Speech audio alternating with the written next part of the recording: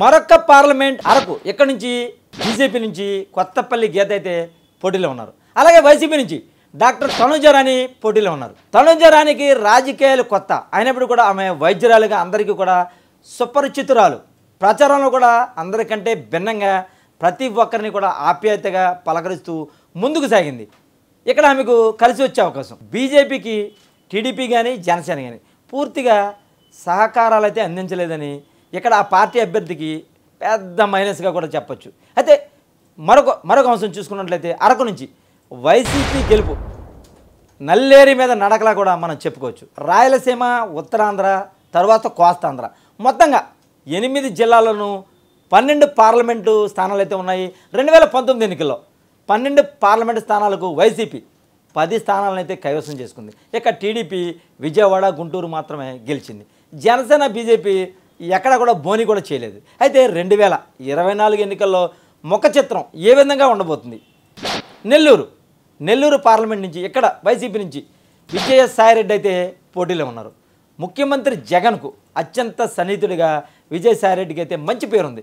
గతంలో రాజ్యసభ నుంచి ఎన్నికైన విజయసాయిరెడ్డి ఈ దఫా ప్రత్యక్ష ఎన్నికల్లో పోటీ చేశారు. ఇక టీడీపీ నుంచి వేమిరెడ్డి ప్రభాకర్ రెడ్డి పోటీ చేస్తున్నారు. ఈయన ఆర్థికంగా బలంగా ఉన్నారు. అంటే వేమిరెడ్డి ప్రభాకర్ రెడ్డి గతంలో వైసీపీ నుంచి పోటీ చేసి గెలుపొందారు. అయితే ఆయన పార్టీ మారిన నేపథ్యంలో సమీకరణాలు ఆయన టీడీపీ నుంచి పోటీ చేస్తున్నారు. కాబట్టి నెల్లూరు పార్లమెంట్లో అన్ని నియోజకవర్గాల్లో కూడా మంచి సత్సంబంధాలు ఉన్న వేమిరెడ్డి మరొకసారి విజయకేతనం ఎగరవైపోతున్నారు.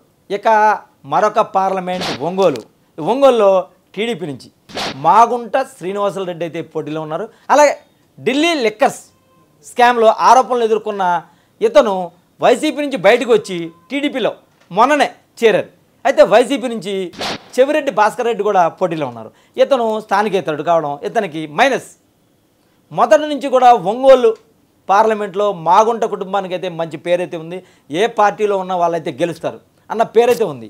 ఒంగోలు నుంచి టీడీపీ గెలుపు తథ్యం అని కూడా మనం చెప్పచ్చు. ఇక మరొక పార్లమెంట్ నరసరావుపేట టీడీపీ నుంచి లావు శ్రీకృష్ణదేవరాయలు పోటీ చేశారు. అలాగే వైసీపీ నుంచి మాజీ మంత్రి అనిల్ కుమార్ యాదవ్ ఇక్కడ పోటీలో ఉన్నారు.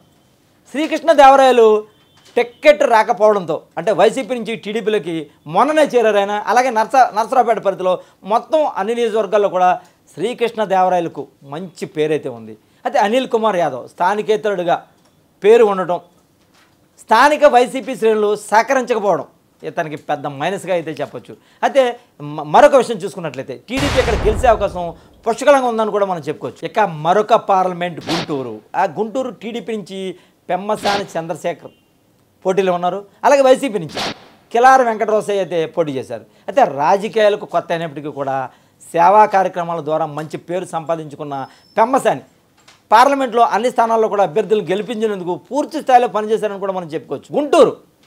గుంటూరు పార్లమెంట్ నియోజకవర్గం టీడీపీ కైవసం చేసుకునే అవకాశం ఎక్కువగా ఉందని కూడా మనం చెప్పుకోవచ్చు. ఇక మరొక పార్లమెంట్ విజయవాడ ఇక్కడ నుంచి వైసీపీ నుంచి కేసినేని నాని అయితే విజయవాడ నుంచి వైసీపీ నుంచి అయితే పోటీలో ఉన్నారు. అలాగే టీడీపీ నుంచి కేసినేని చిన్ని పోటీలో ఉన్నారు. వీళ్ళిద్దరూ కూడా బ్రదర్స్. వీళ్ళిద్దరూ కూడా ఇప్పుడు బద్ధ శత్రులుగా అయితే మారారు. అయితే వీళ్ళిద్దరూ కూడా ఒకరిపై ఒకరు తీవ్ర స్థాయిలో విమర్శలు అయితే చేసుకుంటున్నారు. అయితే విజయవాడ పార్లమెంట్లో ఇప్పటివరకు వరుసగా 3 సార్లు విజయం సాధించిన దాఖలాలు అయితే ఎవరికి లేవని చెప్పుకోవచ్చు. అయితే విజయవాడ అయితే టీడీపీ అయితే కైవసం చేసుకునే అవకాశం అయితే మెండుగా ఉందని కూడా మనం చెప్పుకోవచ్చు. ఇక మరొక పార్లమెంట్ మచిలీపట్నం నుండి ఇక్కడ సిట్టింగ్ ఎంపీగా ఉన్న బాలశౌరి వైఎస్ఆర్సీపీకి రాజీనామా చేసి జనసేన పార్టీలో చేరారు. అయితే ఆ పార్టీ తరపు నుంచి ఆయన బరిలో ఉన్నారు. ఇక వైసీపీ నుంచి డాక్టర్ సింహాద్రి చంద్రశేఖర్ ఇతను వైద్యునిగా మంచి పరిచయాలు అయితే ఉన్నాయి. ఒక మంచి డాక్టర్ కూడా. జనసేన, టీడీపీ, బీజేపీ 3 పార్టీల నేతలు కూడా ఉమ్మడిగా ఒక ప్రణాళికాబద్ధంగా కలిసి ప్రచారం చేయడం ఇక్కడ బాలశౌరికి బాగా కలిసి వచ్చే అంశంగా మనం చెప్పుకోవచ్చు. అయితే ఎంపీగా పలు సమస్యలను పార్లమెంట్లో ప్రస్తావించి మచిలీపట్నానికి పోర్టు తీసుకువచ్చాడని కూడా ఆయన కృషి వల్లే పోర్టు వచ్చిందని కూడా అందరూ కూడా చెప్తారు. అయితే ఇక మరొక విషయం ఇక్కడ ఈయన బాగా అభివృద్ధి చేశాడని చెప్పడంతో పాటు ఇక్కడ క్రాస్ ఓటింగ్ కూడా బాలశౌరికి బాగా కలిసి వచ్చే అవకాశంగా కూడా మనం చెప్పుకోవచ్చు. మరొక పార్లమెంట్ ఏలూరు పార్లమెంట్ నుంచి టీడీపీ నుంచి పుట్టా మహేష్ యాదవ్ అయితే పోటీ చేశారు. అలాగే వైసీపీ నుంచి కారుమూరి సునీల్ కూడా పోటీలో ఉన్నారు. అయితే కారుమూరి సునీల్ ఎవరో కాదు, మంత్రి కారుమూరి నాగేశ్వరరావు తనయుడు అనమాట. అయితే వీళ్ళిద్దరూ కూడా ఒకే సామాజిక వర్గానికి చెందిన వ్యక్తులు కావడం కూడా విశేషంగా చెప్పుకోవచ్చు. అయితే కారుమూరి నాగేశ్వరరావు తన తనయుడికి సునీల్ గెలుపు కోసం కూడా ఆయన పూర్తిగా పనిచేశారని కూడా మనం చెప్పుకోవచ్చు. యనమల రామకృష్ణుడు బంధుత్వంతో సీటు సంపాదించుకున్న సురేష్ స్థానికంగా పరిచయాలు అంతగా అనుకూలించలేదు. ఇరువురు యువకులు కావడం, ఇరువురు ఒకే సామాజిక వర్గం కావడం, అయినా ఇక్కడ కారుమూరి సునీల్ గెలిచే అవకాశాలు ఎక్కువగా అయితే కనపడుతున్నాయి. మరొక పార్లమెంట్ నర్సాపురం పార్లమెంట్ ఎక్కువగా క్షత్రియ సామాజిక వర్గం వల్లే ఎక్కువగా ఇక్కడి నుంచి పోటీ చేస్తారు, వాళ్ళే గెలుపొందుతారు. అయితే టీడీపీలో అవచ్చు, వైసీపీలో అవచ్చు, అంతా కూడా ఇప్పటివరకు జరిగిన ఎన్నికల్లో ఎక్కువగా క్షత్రియులే పోటీ చేస్తారు. ఇక్కడ ఈసారి భిన్నంగా ఉంది.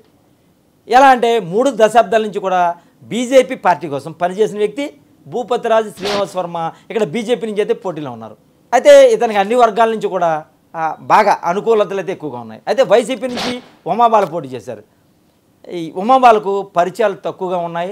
అలాగే పార్టీ నేతలతో పాటు శాసనసభ్యులు కూడా ఆమెకు సహకరించలేదు అనేది కూడా ఇక్కడ ఎక్కువ కనిపిస్తుంది. అయితే ఇప్పటివరకు ఎక్కువగా ఈ పార్లమెంట్ అంతా కూడా క్షత్రియ సామాజిక వర్గంలో ఎక్కువగా ఎంపీకి పోటీ చేసి గెలుపొందడం కూడా విశేషంగా చెప్పవచ్చు.